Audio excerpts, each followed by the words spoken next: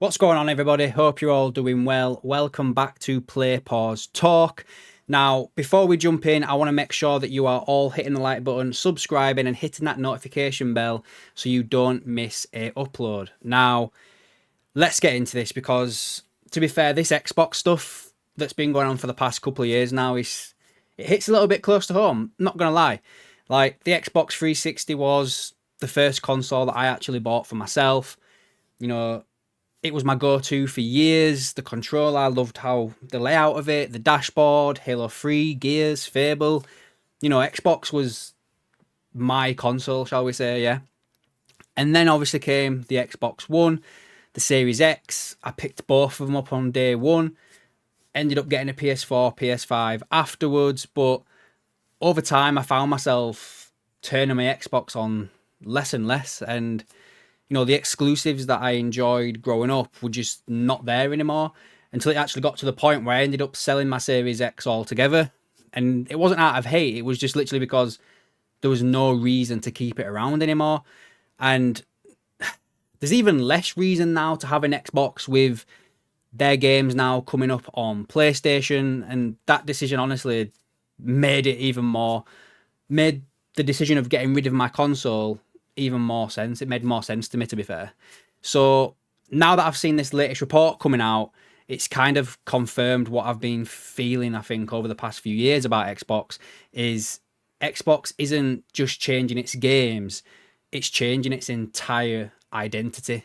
According to Bloomberg's Jason Schreier and Dina, Microsoft is now demanding that Xbox delivers 30% profit margins, which are way above the game industry's average of 17 to 22%. That might sound like it's just another corporate goal, but in reality, it's transforming how Xbox operates from the inside out. This new target, or accountability margin, as Microsoft is calling it, was pushed through by the CFO Amy Hood in the late of 2023.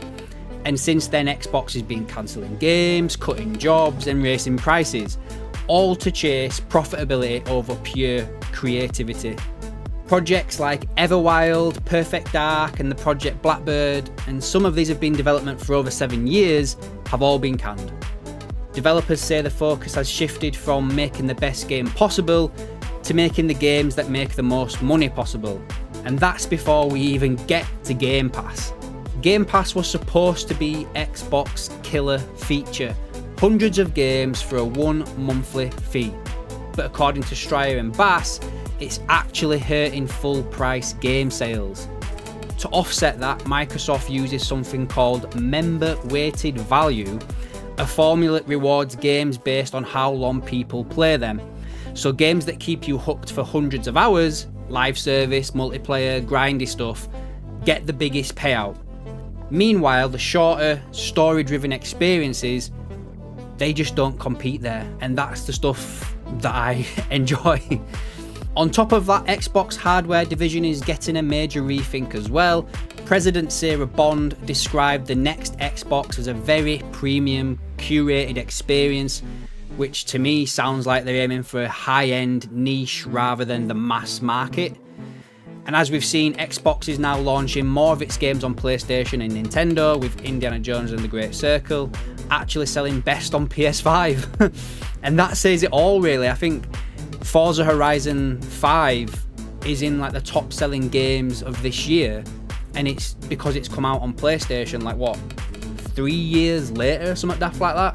Behind the scenes, Microsoft is pouring its energy and money into AI, so now Xbox has to justify its existence financially.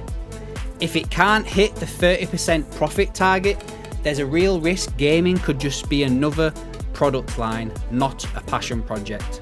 And while Microsoft reported a 34% jump in its operating income for the Xbox last quarter, thanks to higher margin opportunities, the creative cost of that success might be huge.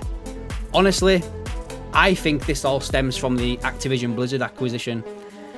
That 69 billion deal brought through a lot of scrutiny, a lot of expectations, and now Xbox has to prove that that investment was worth it.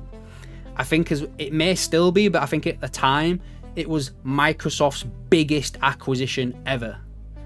and it feels like the entire division's being reshaped to justify that purchase now, even if it means sacrificing the creativity that made Xbox the place it was in the first place. So yeah, as someone who's been with Xbox since the 360 days, it's wild to see it come to this.